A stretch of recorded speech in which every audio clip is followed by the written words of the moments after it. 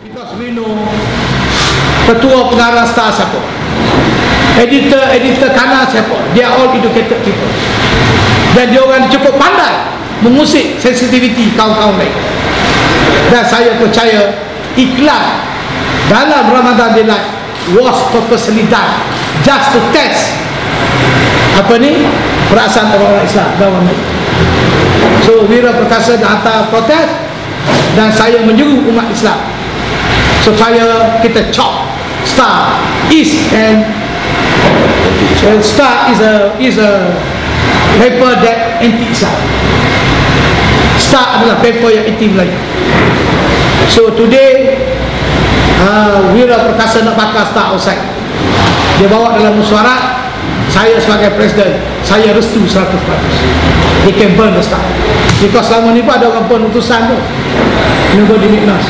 And then paling mengecewakan saya, bila gambar babi dalam Ramadan Delight ini tersiap, saya cari dalam portal news, saya cari dalam blog, saya cek sosok khabar, Presiden MCA langsung tak ada buat kenyataan, mengatakan kesal dan Star patut minta maaf.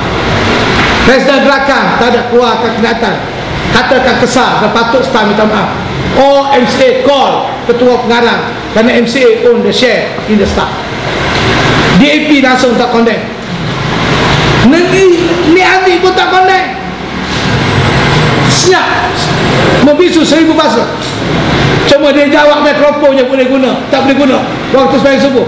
Jangan-jangan dia akan sebut nanti hari ni pun tak ada masalah ni, ini ketah je, tak ada bukan lagi pambah, ketah je nanti, tak ada nyawa, tak ada telinga macam video. So there's nothing wrong.